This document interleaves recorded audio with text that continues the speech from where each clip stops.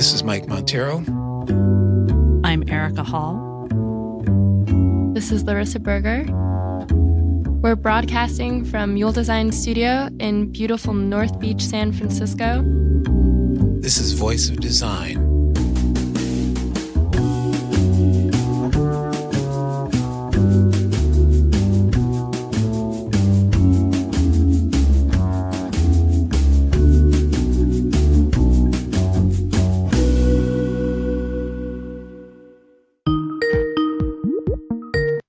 Brian. Hello. Hi, Brian. Brian. Hi. Are you there? I'm here. Okay. You sound older. Just grumpier. There it is. That's what I meant. How are you guys? We're awesome. And we're here. This is Erica. You obviously know who Mike is. And then Larissa What do you Berger. mean? What does that mean? Hi. You obviously know who Mike is. I'm Larissa. Okay, if there's one of us on this call that's not me or Larissa, it's clearly you. Welcome to our podcast about design. So I'm other? Yeah, you're other. I'm the designated other. Yeah. Cool. Nice, guys. It's nice to talk to you. It's been a while. Yeah. See, this is the banter and whatever portion. Oh. Yeah, good to talk to you too. It sounds like you've been doing some super interesting stuff. I'm super excited. Trying to. Yeah. So are we ready to start? What's up, Brian? Hey, How are you? I'm good. I'm Mike, by the way. It's nice to meet you, Mike. It's nice to meet you, Brian. So Brian, we haven't talked to you in a while, and That's now Erica, by the way. Oh my God, this is how it always goes. This is how it Erica goes. Thunder. I bring the. Erica actually brings the I bring the thunder. thunder. Hello and welcome to the Voice of Design. Mike is the people person of Mule. It's I true. fucking am the people It's a person. little known fact. Yeah. Brian, what the hell are you doing in Detroit? I heard there's nothing in Detroit. Detroit has been decimated. There's no. What are you doing? Yeah, we had Aretha Franklin and then she died, so there's nothing left here. Right. So Yeah. what the hell? Reporting from the wasteland, Bryan Boyer. No, I moved here about 2 years ago, and Detroit for me is one of the most interesting, if not the most interesting city in the country right now, because it's one of the places that sort of has recognized that a lot of the core systems of everyday life need to be rethought. So, you walk into a random room in Williamsburg, Brooklyn, where I was living before, and the conversation is about what the cheese shop has on offer or what new bar is opened or, those kinds of things, which are really lovely, but have a shelf life to them. And in Detroit, the conversation, if you walk into a random room here in the city, is more about, hey, what should we do about our education system or the bus network or the foreclosure crisis or, any of a number of other core issues. And Detroit has this amazing, vital community that's been here and has thrived despite all of the challenges, economic and otherwise, the city's been through. And so for me, that feels like a really exciting place to be as the city sort of recognizes the strength and power that it has, but also looks forward to the future and tries to be creative about how to make its way. So lay down a little history for our international viewers who might not be familiar with Detroit. How did Detroit get in this position to begin with? Detroit's financial woes are a big ball of yarn that I'm probably not qualified to really explain, but my high-level understanding is that basically the city, through a combination of kind of management troubles and perhaps making promises that were bigger than it could keep in terms of things like pensions and other commitments like that, ended up in a position 5 or 6 years ago where it was the largest American city to go bankrupt. And that was a shock for the country as well as the city, obviously. And it's really been kind of struggling to find its footing since then. That's the acute version of the history. But really, I think the challenges of Detroit are tied also to the main industry here, which is the automobile industry. And those are, they stretch back to the oil crisis and before that to really the beginning of globalization in the 50s and 60s. So it's, people have said at some point that as the country, or as Detroit goes, so goes the country. I'm still trying to make sense of exactly the ways in which those connections have been made. But I think what's interesting here is it really feels like a post-industrial city in a true sense. And you see it, yesterday I was taking a class at a local college on metal casting, and there were casual references to GM and Ford and the other companies that have been or were the mainstays of the economy here for so long. And they're just, the industrial economy is so present in Detroit. And at the same time, you have a lot of discussion about startups and technology and other things that really, look more like the future perhaps than the past. And so it's interesting to be in a place that has one foot in both of those worlds. I was particularly interested in talking to you because, you've always been, I think, one of the more thoughtful people in design, like thinking about construing that very, very broadly that I know. And right now I was really interested in talking to you because it feels like America's kind of broken, but it feels like cities are broken and more popular than they have been in my lifetime.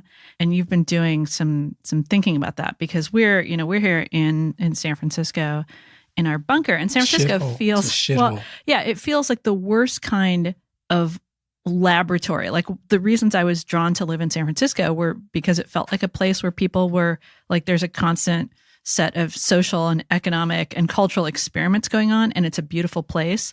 And now it feels like we have, in theory, some of the brightest and most engaged minds in, design and entrepreneurship. Like if you ask people, they'd say, oh yeah, there are people in San Francisco where there's a culture of design and technology thinking about things. And yet our own city is completely broken. The surrounding Silicon Valley area is totally like nothing's working, but it feels like there's license for everybody to be running their weird little experiments. Yeah, when I hear somebody say that, we're placing all our future chips on tech, I think, oh, you're fucked. You're going from bad to worse there, buddy. Not all the chips. Yeah, it's I grew up in California and still have a fondness for it, but San Francisco, to me, it seems like it's gained a lot of experimentation in terms of the types of services and technologies that are in play in daily life there. But at the same time, what I miss now when I go back to San Francisco is the sense of experimentation from a cultural perspective. It's become a monoculture in a lot of ways, or at least there's now a predominant culture in the way that, I don't know, in the past was maybe, perhaps it existed, but it was a bit more diffuse, or it was kind of less dominant than the tech culture is now in the city. But that question of, for me, it's a kind of a question of balance. How do you find the right amount of experimentation without offloading the risks unfairly to individuals, or particularly people who are in disadvantaged positions? Have you seen from your time so far how that's being done in Detroit? I think the strength of the community, the grassroots level here in Detroit, is one of the things that is a benefit to the city as it tries to, push back, or at least make sure that development that happens here is done so in a way that is as equitable as can be. So, there was a period where during the bankruptcy and afterwards that there was just no development happening. And in the past few years, that's really started to change. So now we have downtown, what will be the tallest building in Michigan, is under construction, and there's another large construction project happening nearby, and a number of other things around town. So, recently Detroit passed a community benefits ordinance, which basically requires developers who operate at a certain scale to engage with the community and to have some kind of commitment to, well, one, to listen to the people whose lives they're going to impact, and two, to respond to the questions or the needs that those people bring up.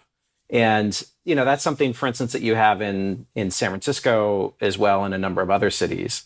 And that process on its face is beneficial to the community, but can be captured in a manner that then is used to prevent development, full stop, right? Which then leads to the housing crisis, or leads to issues like the housing crisis that you have in Northern California.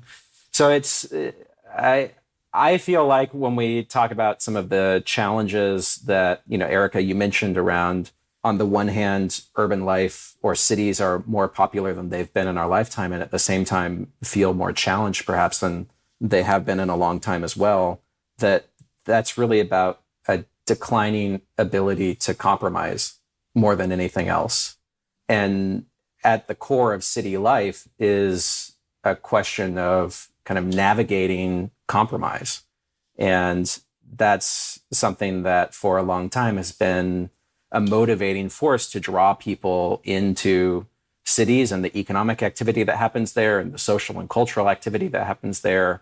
But all of that comes with certain trade-offs. And, it's feeling now when you go particularly to coastal enclaves of wealth like San Francisco or New York or, LA or others, that the kind of bubble that's created around pockets of wealth allows people to entertain an idea that they don't have to compromise, that they can have whatever that they want. And I think that it's not an accident that's happening now when technology and a particular mode of venture-backed or venture-fueled technology has become predominant, because I think that's kind of inherent also in the idea of the way that you approach those companies.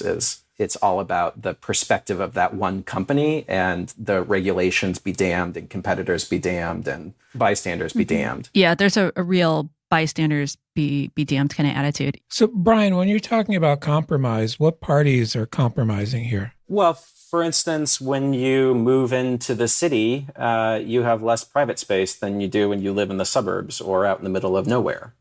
And presumably you do that because you appreciate the benefits that you get from that proximity to other people.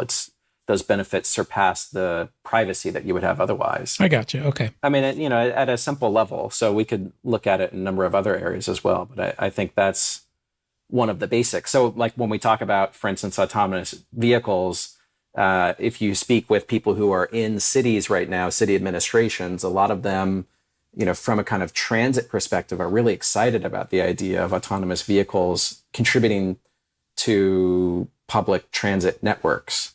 And there's an assumption there that people will share those AVs in the same way that we share buses or trains.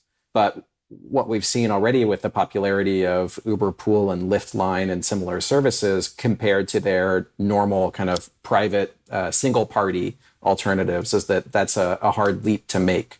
And so people who, this is a gross generalization, but people who have the ability to opt out of the compromise of personal space seem to be inclined to do so right now.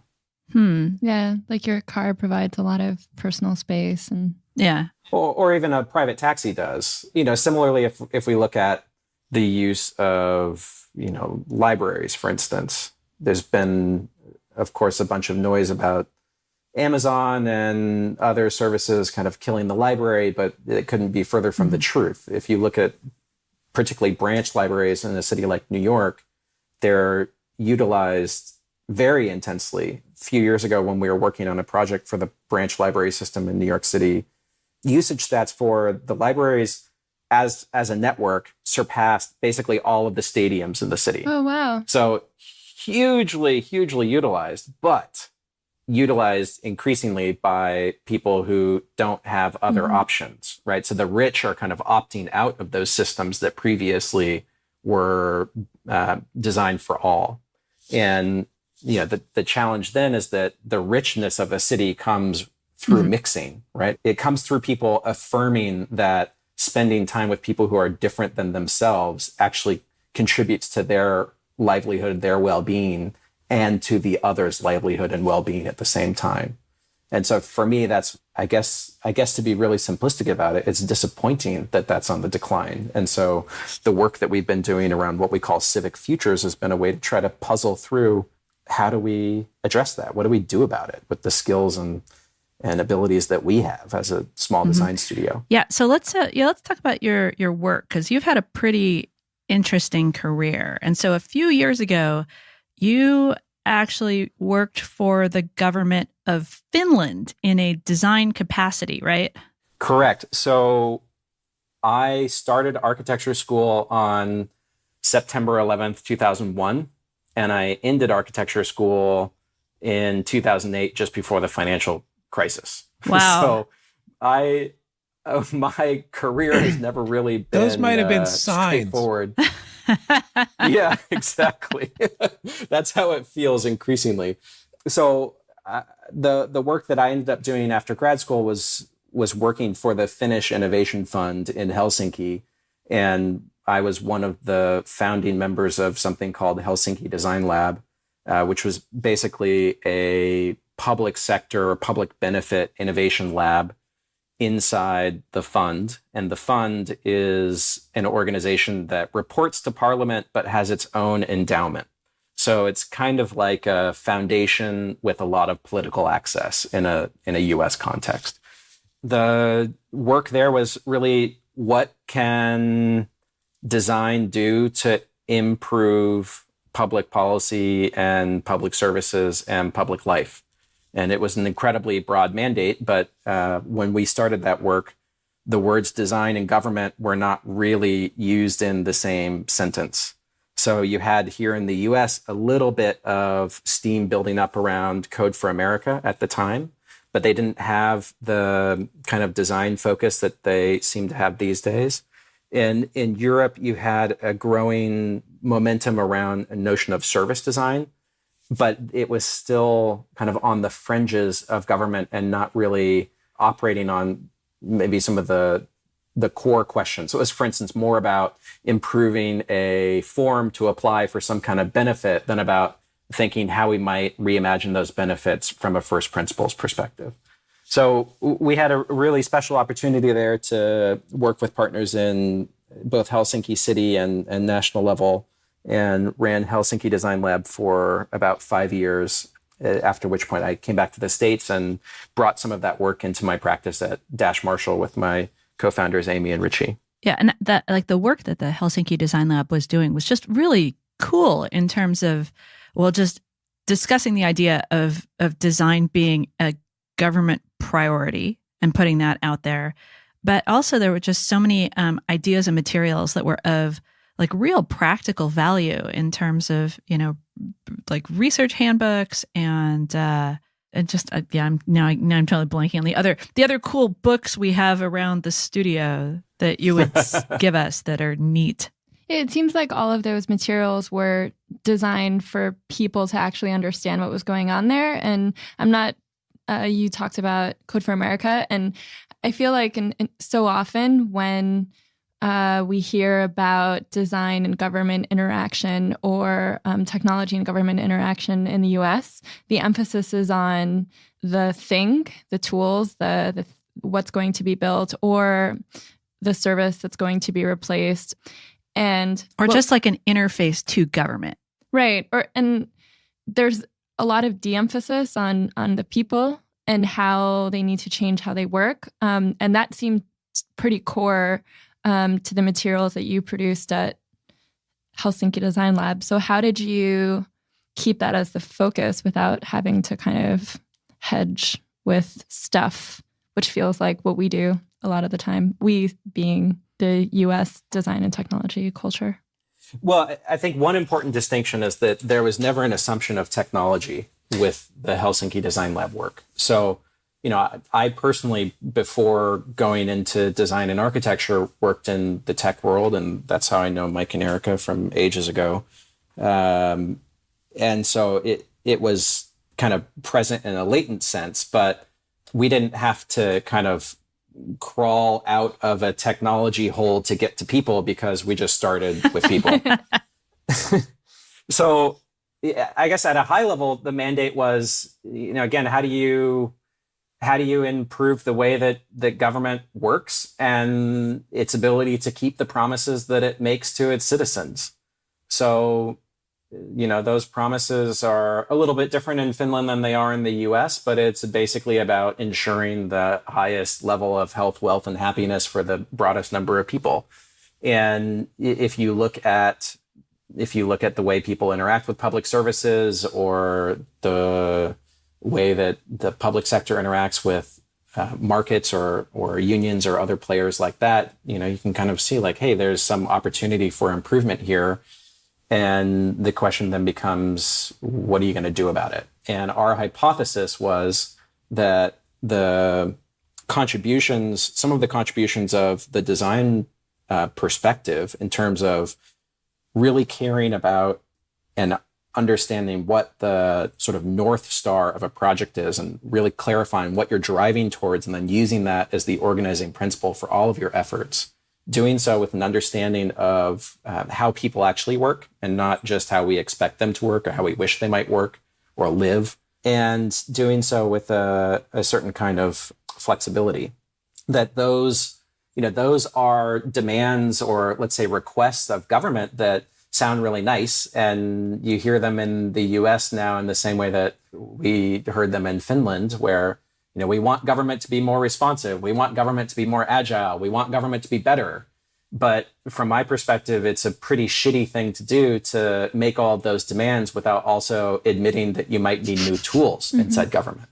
And so the work that we were doing with Helsinki Design Lab was trying to take this tool set that we knew well as architects and designers who started the lab, and to try to adapt it to work in the context of government decision making at a strategic level. So again, not just rethinking, kind of polishing forms or polishing those touch points, but really thinking about how those roll up into services, how those services play into systems, and ultimately how those systems get formed by public debate. And so the work that we were doing was, I think of it as kind of twofold. On the one hand, we were trying to make manifest or make apparent to our colleagues in government that there were other tools that they could use, i.e. a design approach to their challenges. And then at the same time, to make a kind of the inverse of that pitch to the design community. Because when we started that work in 2008 and 2009, again, design and government were not words that were used in the same sentence very often. And if they were, it was usually with a sense of derision. And we recognize, just from a longevity standpoint, like if we want to make this a real thing, we're going to have to make it seem as interesting and as attractive as designing an app to get, pizza in 15 minutes, or designing a really awesome building or a really awesome chair or whatever it is. And so the work that we put into the documentation that you spoke about was one way of saying, like, here's what this work looks like. This is what you can expect on a daily basis if you're motivated by this call to public purpose. And here's how you can take what you know and the expertise that you have as a designer, the experience that you have as a designer, and how you can apply it in a different context. And so we're just trying to build that bridge there so that hopefully a few people would walk over it. We wouldn't be so lonely. Yeah. So how would you characterize the tool set that people in government were working with absent design? Well, I think the one constant that I observed in Finland, and I've seen the same with my work with cities here in the US and also through research all over the world, which was one of the luxuries of the work previously, is that people who are in the public sector, by and large, are there because they're drawn to the purpose of it, right? So there's like a cross-cultural meme of the forlorn bureaucrat who hates their job. But deep inside the core of that person somewhere is almost always a spark. And that spark is why they went into public service in the first place.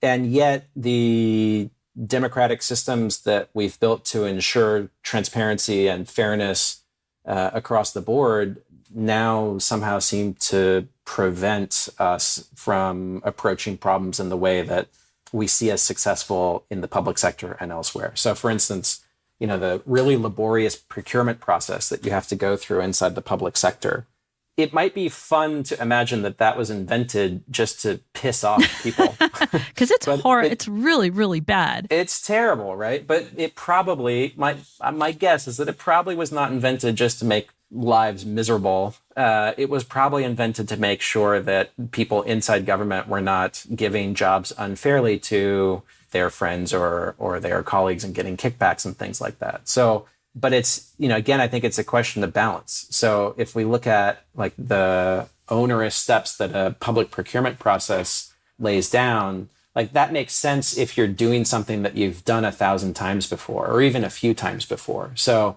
if you're buying staples, yeah, you kind of know what staples are and you know how they work and you know what a good staple is and what a bad staple is. So you can describe a process that you need to go through to buy those staples, and you can just keep using that process over and over again. But when you get to the point where you're doing something that you've never done before, then suddenly that process becomes an impediment.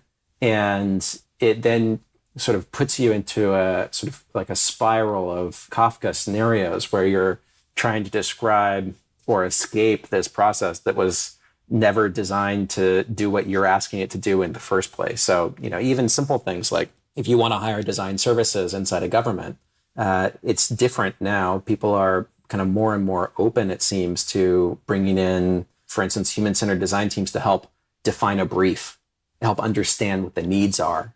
But if you go back a few years, design was defined as the people who make things pretty, or, frankly, don't even make them pretty, but try to at least. You don't have to go back a few years. You can just, go across a few blocks, even here or in New York, and I think you'd still find that. Yeah, probably. But, New York City is a good example because New York City is either about to or has recently completed a pre-qualification process for all sorts of human-centered design practices. And, I think that's important because when a big actor like New York starts to validate those other approaches, then other people will follow. So what I would imagine we see is smaller cities that are looking at what New York's doing and start saying, okay, they did it, so we can do it. But the challenge is still there, right? Some of these still had to go through a whole rigmarole to say, hey, we should do this thing that we've never done before because we think the benefits are going to be positive. And so innovation inside the public sector context it's much more constrained than it is in a private sector context because everybody's afraid of failing. Because when you fail in the public sector context, the stakes are much, much higher than they are when you have your pizza delivery app and it doesn't work for somebody.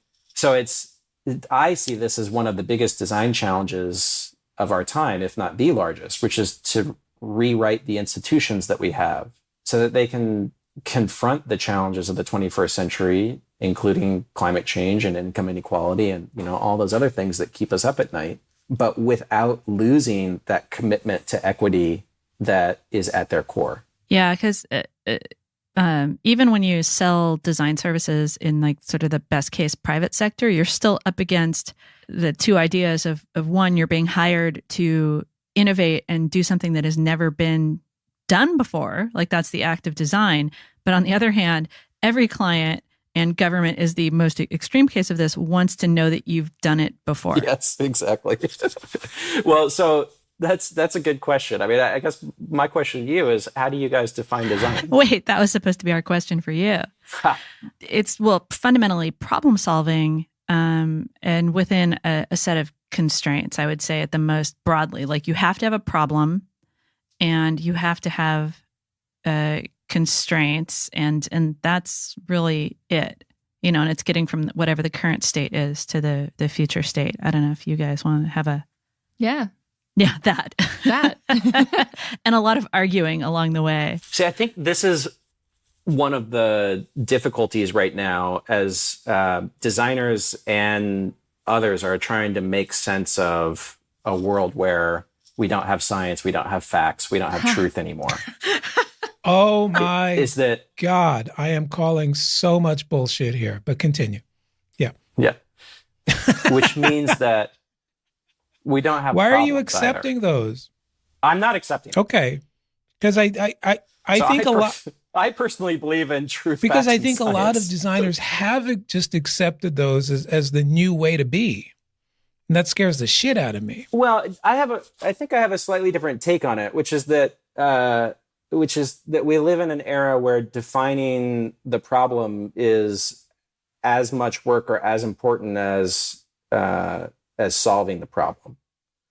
So, one of the things that I appreciate about architecture, and I find it a more present discourse or dialogue in the architecture community than in the design community exclusive of architects, is that every building is about finding the problem you want to solve. You know that there's going to be a roof to keep the rain out, and you got to provide a place for people to live or whatever it is they're going to do inside there. But that doesn't tell you how to make a building. That doesn't tell you what shape it should be or how it should be like. And so it's really about defining whether it's something in terms of the human geography, the human community around that building or in that building, or the geographical context, like sun angles or something along those lines, or a discursive pursuit, like I'm designing this building so it communicates with the history of architecture because that's what's important to me and to no one else. Whatever it is, the onus is on you as the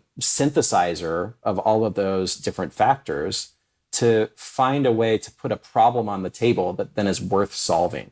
And I think that one of the challenges that we have now is that there are so many different definitions of what the quote unquote problem might be in any given context, that aligning around that understanding of the problem is actually a lot of the work that goes into the types of projects that you guys are involved in or that we're involved in, even though they're quite different fields. Yeah, that's a really good point. I mean, I think that all of our projects go that way as well, where you have to kind of find the meat that will pull you through the whole thing, because there are so many details to be distracted by, and not that fulfilling those is not important, but you have to find the piece of it that is going to really make a difference, in our case, like to the organization, and like really change its position and align with the high level goals that we defined at the beginning. But when you're at the end of it, it's just really tough to not worry about, and it's so much easier to talk about with a building, the roof leaking or all of these other issues, when, okay, our goal was changing how people think about this organization in a fundamental way. And at least where I've had the most difficulty recently is like keeping our partner organizations focused on, hey, this is the thing that we're here to solve. And I understand that all this stuff over to the side is extremely stressful, but we have limited time, energy, and resources to really get this big thing right. I think that's a challenge. That's a challenge in any kind of innovation work. And as much as I dislike the word innovation because it's kind of meaningless and annoying, I think perhaps one of the failures of the design community is to not recognize that every single design project in the way that we're describing it here is an innovation project, and that nobody's ever done it before. Yeah. And so it's as much about creating that community of, let's say, like turning bystanders into a community of stakeholders so that people understand and agree on what needs to happen, and that they can then see that North Star despite all the distractions that you're describing. The design community is essentially a Whitman sampler of failures. They're failing in so many different ways right now that, you can bite into something and not know which particular flavor of failure you're going to get. Earlier, you mentioned how you have to define the problem before you can start designing a solution to that problem. And I think that one of the failures of designers is not seeing that the first half of that sentence as an element of design in itself. Absolutely. The understanding of a problem, the digging into a problem, the figuring out what you're trying to solve is the beginning of the design process. It's not something that's impeding you from design. It's where you start. Yeah, I agree with that. And I also think that the kind of cloudiness around that fact is something that stems from, particularly in your part of the world, the closeness of design and engineering. So the Stanford /IDEO/tech community kind of lineage of design being problem solving really puts the idea of a given problem on the table and really obscures the notion of the designer as somebody who at least half of the work is about finding that problem and really not only finding but defining the problem. Mm-hmm.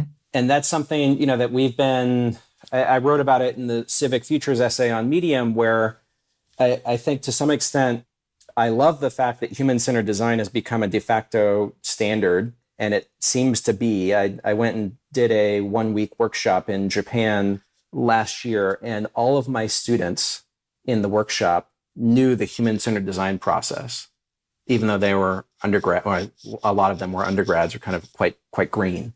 And that was shocking to me because, I'm not that old. And when I was a student, it was still felt like a really new thing.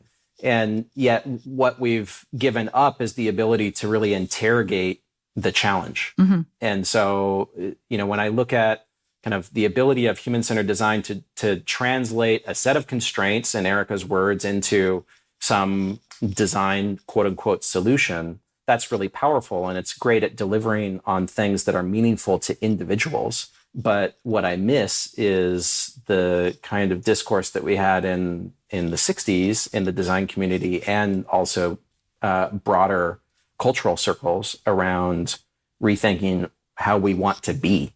And, that is the core of defining a problem or defining an agenda is really understanding or debating how do you want to be, and particularly how do you want to be with others. So somehow this challenge that we're trying to puzzle through with our Civic Futures work is how do you retain that ability to be relevant to individuals and to humans that is so present in a human-centered design toolkit or process, set of tools, but at the same time maintain the level of ambition that we had in the 60s. And right now, when I look at what's happening in the design community, I think it's easier to find ambition in other circles than it is in the design community very often these days. Absolutely. I think one of the big differences between design in the 60s and design now is that designers forgot who they work for. Yes. You don't work for the person writing your check. That's right. The public. Yeah. The public is always the client. Your job is to society at large, first and foremost,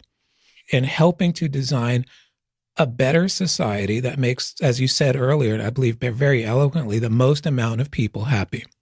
You said it better. Yeah. And if you look at how when Buckminster Fuller articulated his life's work after, his business crashed and burned, where he just sat there and said, okay, who am I? What do I have to offer?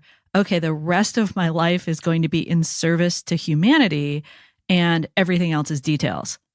And that is an epic level of ambition and just an amazing framing. And meanwhile, designers today seem to have the framing of oh, how can I design an app that gets my pizza delivered sooner plus my weed?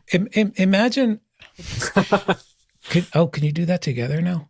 I'm sure it's bundled. I mean, when I see designers and, other service-oriented professionals basically being, the same. I see doctors and designers doing, having the same kind of effect in society.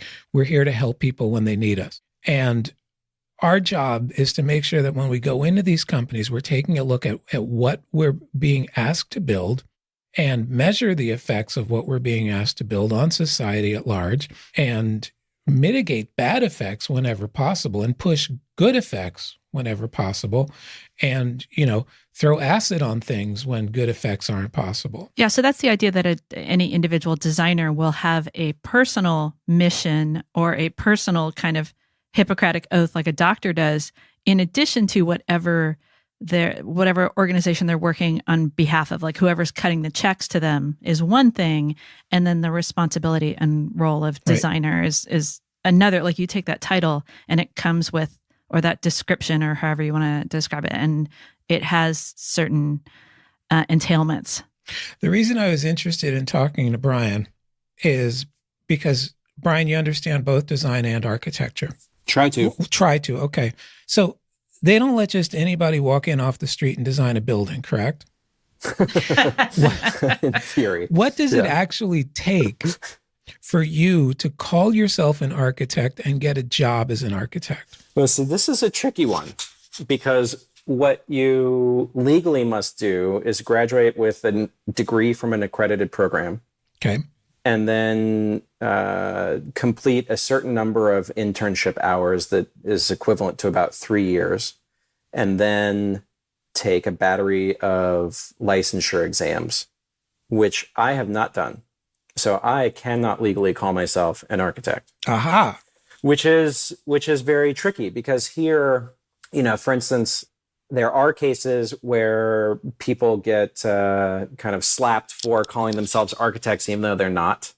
And yet I know tons and tons of people who practice in the similar position to ourselves and have no qualms about using the word architect, whereas we're very circumspect about it. We're very careful. So, for instance, on the website for Dash Marshall, you'll see a description of what we do is more about helping people think through the possibilities of their relationship to space or to the built environment. So you have an architecture degree. Correct. But you are not an architect.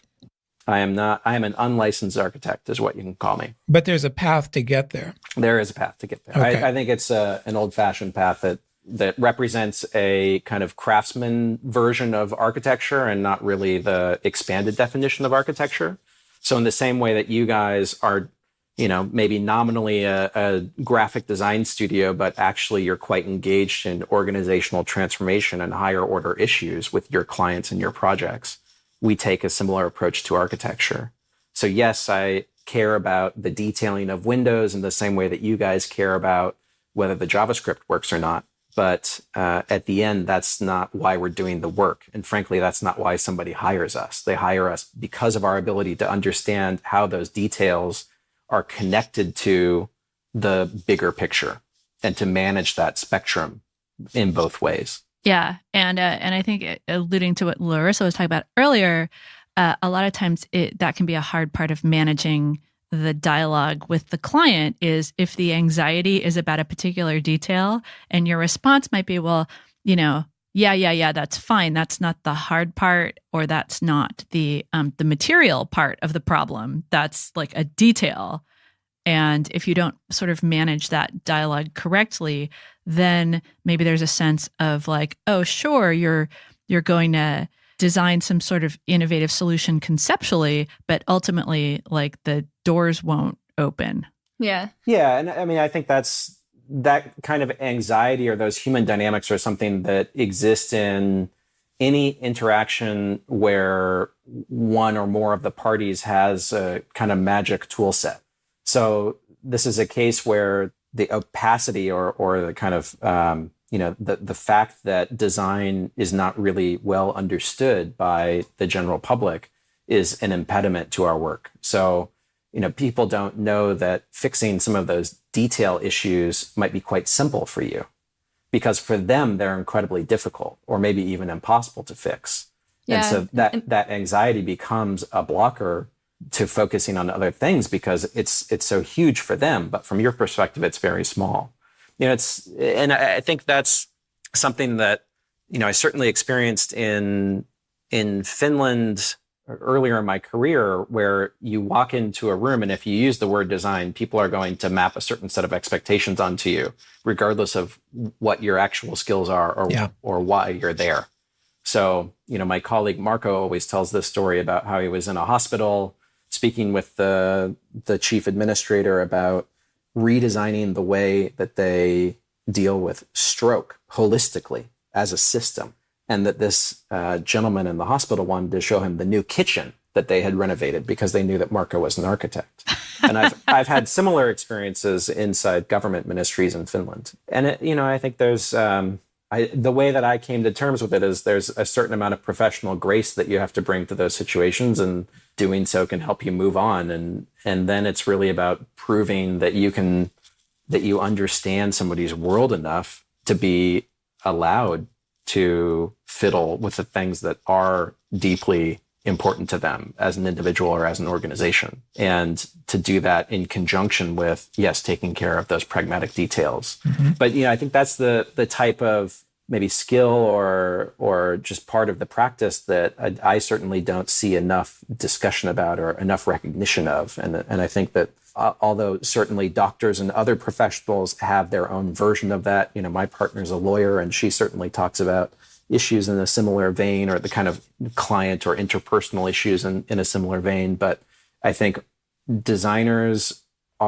challenge that designers have is only increased by the opacity around the way that we work and kind of unique tool set, or like the magic that we bring to the project. So I think that's such a good point. And to your earlier statement about bringing bystanders into the process as stakeholders, I think that the opacity of design and the anxiety that clients bring when certain details aren't finished and not knowing how to react to that is why so many designers think they're doing themselves a service to keep those bystanders out of the process. So if they can simplify the number of stakeholders, they don't have to explain what the role of design is for that project or for that space that they're exploring or higher goal they have, because it is actually a lot of interpersonal work to take on. But if you can manage that effectively, I mean, I think that you see it in the work. You always can tell, like, oh, this was made for people. yeah. I think a far bigger problem than other people not understanding what designers do is designers not understanding what designers do. That is certainly true for some percentage of designers, yes. 90% maybe. Well, so let me try to answer this question about what is design, because I know that it was something that you wanted to ask me and I made you guys answer it first. Crafty. Uh-huh. Because the thing that I've been trying to puzzle through on my own is exactly that, Mike. Like, what the hell am I trying to do as a designer? And particularly as my practice has moved more into these sort of, civic questions, how do I do that? And what's the line between me as a person and me as a designer? Because, we were having a conversation just a little bit ago about, designers having a Hippocratic oath or wanting to do good in the world. And I agree with that, but I also think there's a point at which it doesn't matter that I'm a designer. It just matters that I'm a neighbor. Correct. Or that I'm a citizen, right? Yeah. So I don't need to be a designer to go to the school that's in my neighborhood and to read books to kids. Absolutely. I can just do that as Brian, and I should, and I don't, and I'm a terrible person for not doing that. An animal, really. Yeah. But, as I've been trying to understand what it is that designers do, and of course in a self-serving way to define it in a manner that is relevant now. I mean, the thing that I've come to as most core between all forms of design is that we make singular decisions about a blended set of different values. And that sounds really jargony. So let me try to unpack it a little bit. That if I'm an architect, I have to make decisions that I can calculate. Like the structural system of the building, we need to make sure that it's not going to fall down, right? That is helpful. That's helpful. And then there are certain things that maybe we can't do number crunching, but we have ages and ages of precedent, right? So I have books that I can use to look up and figure out approximately how much space I need per person in an office building, for instance. And that gives me some sense of what's going to make it fit for purpose. And then there's a third category of things that are ineffable and can never be quantified, like what makes a courtroom feel like a courtroom and not a grocery store or a church or something else. And so things that you can quantify, things that you absolutely can't quantify, and things that are merely codified or kind of rules of thumb, all of those have to be balanced and somehow merged into singular decisions: a building, a website, a media campaign, whatever it is that you're creating.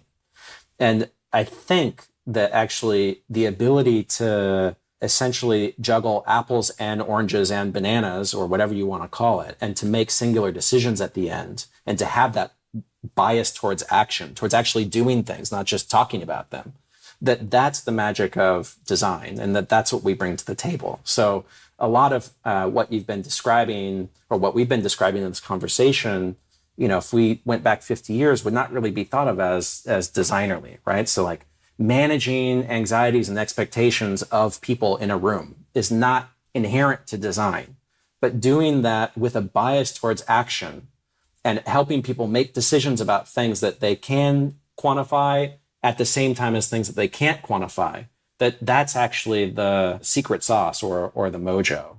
And that's particularly relevant, I would argue, now in 2018, because we are finally moving away from an economy that evaluates everything from the perspective of money. So we're just at the very beginning of starting to understand environmental and social value in the calculations that we make about, for instance, policy decisions or business decisions. And as that becomes more and more prevalent, then I think, or I hope, or I'm optimistic that this kind of dark art of design will also have a more of a role, or more of a need at least. Whether or not there are practitioners who can do it is another question, to your point, Mike. But I think that's the opportunity. Yeah, I think I agree with everything you said and the eloquence in which you said it. My question back to you is, why are you using words like magic and dark arts?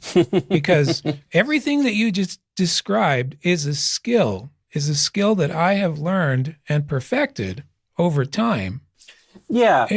And which, me calling myself as a designer and being okay getting hired as a designer is like a promise to you as my client that I can use these skills to replicate a good solution that I've replicated in the past.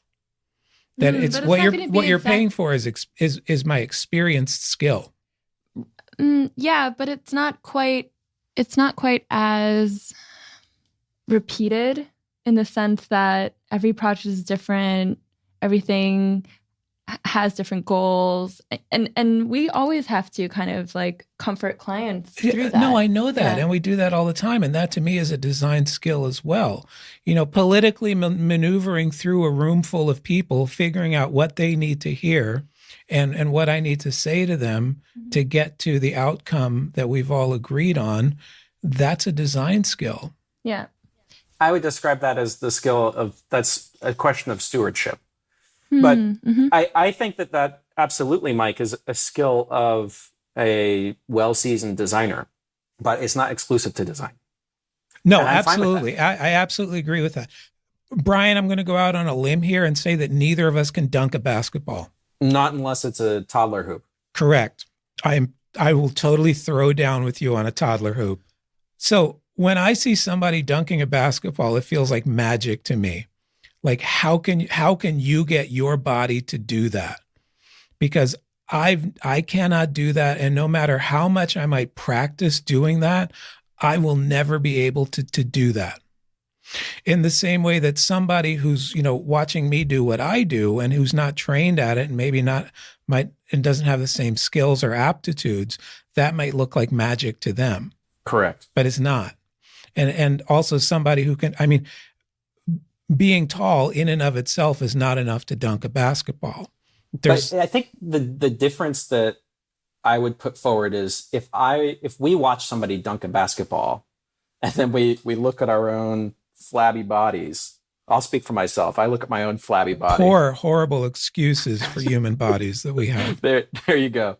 That I know, or at least I think I know, the delta between myself and the alternate reality version of myself that can dunk a basketball. There's the kind of athleticism that's missing is clear. So whether or not I can actually imagine achieving that is a separate issue, but I can, if I allow myself to dream, picture the much more athletic version of myself that can do that. Because I see the skill and I know what the skill is. And I think that the difference that I would offer is that I believe that most people, when they see somebody like yourself practicing design at the top of your game, they don't know what they're seeing. And that is actually the challenge. All right, that makes sense. We still struggle to tell people what we're doing. And that's actually why often I don't use the word design anymore. when I'm working in a public sector context because it's just too distracting. What do you say? Whatever comes to mind at the moment. Whatever word works. Yeah, and I think that's... despite my misgivings about the phrase problem solving, sometimes we describe it as that. Sometimes we describe it as just innovation services, just generic, just consulting, advisory. Why do you not like problem solving? I think that one of the challenges that we've inherited from the industrial era is an idea that there are certain people who sit in the room and define a problem, and then they pass it to other people who solve that problem, and then perhaps they pass it to other people who implement it. There's a production line. Yeah, that production line is, at the core of an industrial delivery process, and it's at the core in a very simplistic fashion in how our political and our government system works. Yeah. And that all breaks down if you can't define the problem easily. And so the reason that I don't like problem solving is precisely as we were describing, that it assumes too readily that there's already a problem that everybody agrees with. Yeah, that makes sense. Yeah. Huh.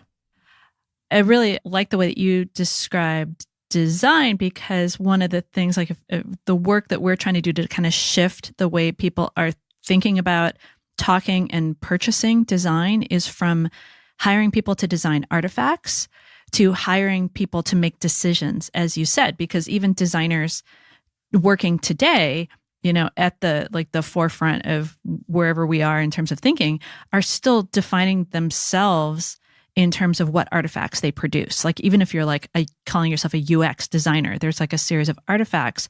And we're trying to shift the conversation to, well, actually what you're doing is making a series of decisions, and whatever artifacts you produce should be whatever helps you make that decision. But the decision is the central part of the work.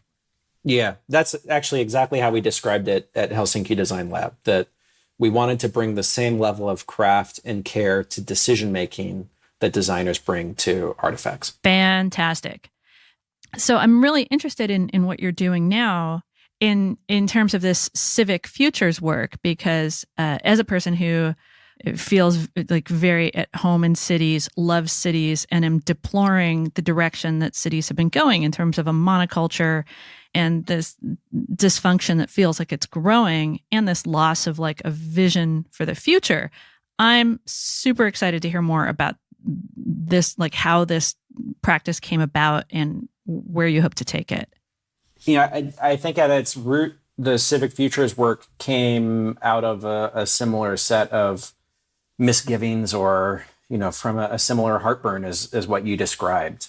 I think to some extent, the Civic Futures is maybe it's a reflection also just of my own career and the kind of interest that I've accumulated along the way. So, I think about it as operating at the intersection of institutions, technology, and the built environment. Because in my estimation, any version of the future that I want to live in involves some combination of those three being reimagined. And what we've been trying to do with the Civic Futures work is to say, it's our job as people who care about the city, care about a shared life on a fragile planet, to make manifest alternative futures that we would actually like to live in. And, I at one point, I guess maybe watched a few too many Black Mirror episodes and felt like there were too many visions of the future that were either flying car, sort of very, very distant, making huge assumptions about technology and unrealistic, or quite plausible in the way that Black Mirror can be, and yet absolutely dreadful.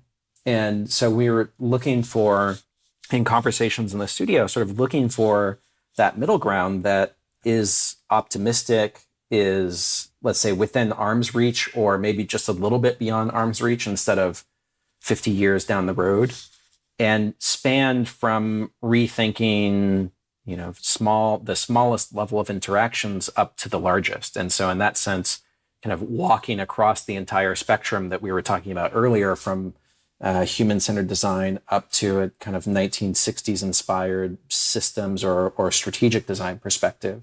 And I just felt like those have to be brought into one conversation instead of allowed to exist as separate ones. So, in Helsinki, the work that we were doing was often more on that systems end of things. It was a lot of conversations and working with people in conference rooms and just trying to kind of rewire stuff as carefully as we could, but by working very much through an analytical framework, very much kind of inside the halls of power, and quite distant from what the tangible or concrete outcomes of the shifts might look like. And so with Civic Futures, we've been trying to straddle the line a bit and say, all of the work that we do starts with some deep thinking about how we might reimagine the way that urban systems operate, who they might serve, why they might serve those people, how they might serve those people, and that we want to be very clear about the kind of systemic changes that we're imagining or perhaps provoking. But at the same time, we want to show that in terms of the human consequences. What does it look like and feel like on a day-to-day basis? And the reason that we're doing that is because I think that as much as we can talk about a rational, analytical justification for change, what we've seen from the tech community in particular in the past 20 years is that can all be steamrolled or trampled by something in your hand right now.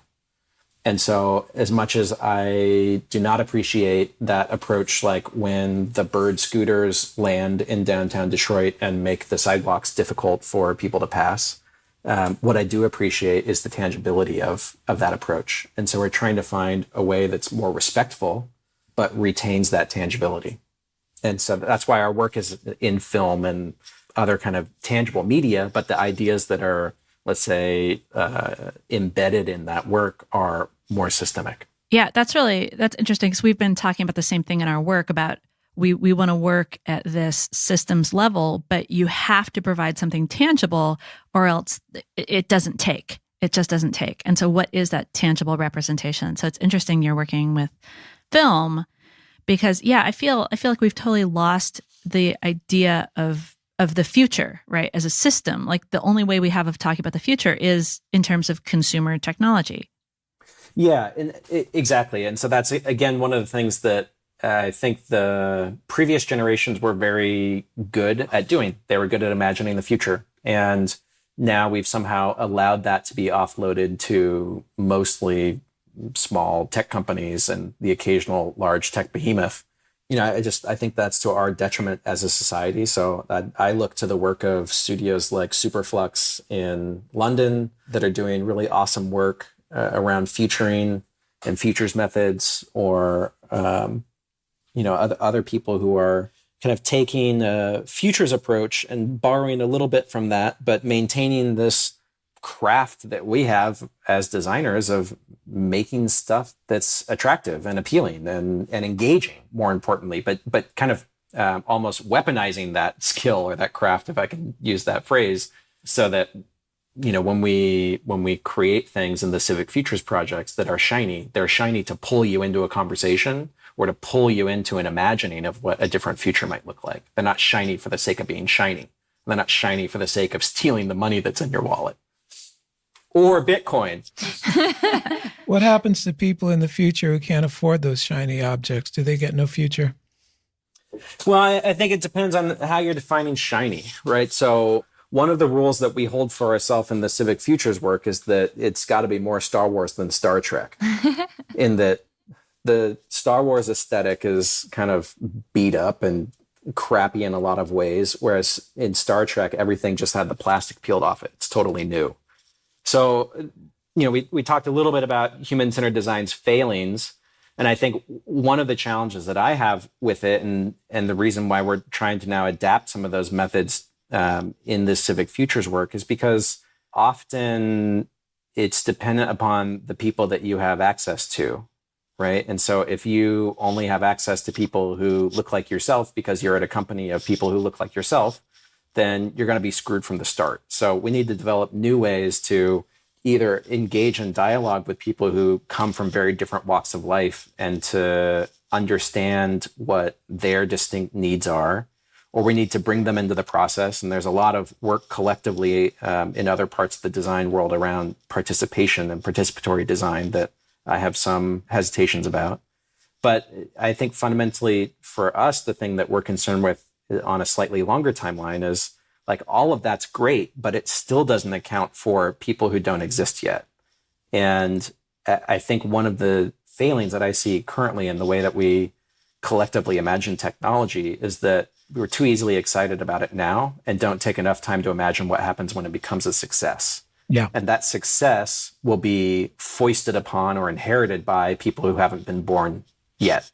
So, for instance, we were doing some work on autonomous vehicles last year and working with a city that had some delivery bots, these kind of like luggage-sized robots that pick up a burrito and deliver it to your house, right? With no human intervention, in theory. And this city was really excited about having those robots on its streets because it was a signifier of innovation and economic activity. And the challenge that we put forward to them was, what happens if this becomes successful? So having one of those robots going down the street every now and then is fine. But if it actually catches on, right? If you actually get that mythical hockey stick of growth, then suddenly your sidewalks are just as clogged as your streets. And you've eliminated one of the last places left for humanity in your city. So, part of what we've been trying to do is I guess, hold ourselves to a slightly higher standard in terms of saying, like, how do we think about things that are attractive and beneficial today? How do we play those out over a longer time period?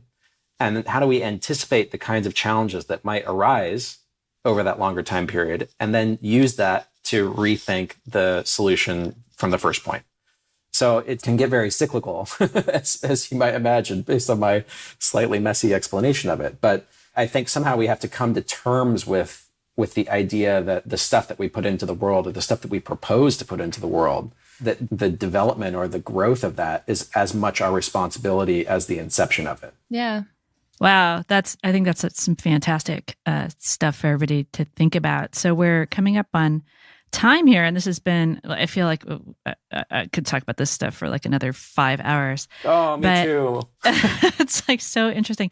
So where can people follow your work or your thoughts or things that you just think people should look at and contemplate as they think about the role of the designers in the world? The best spots right now are the Dash Marshall website, where we're posting our Civic Futures projects, and perpetually behind, as I think every design studio is in that sense. Yes. And then Medium, where we're nowhere near as prolific as you guys, but try to do our best to document our work along the way.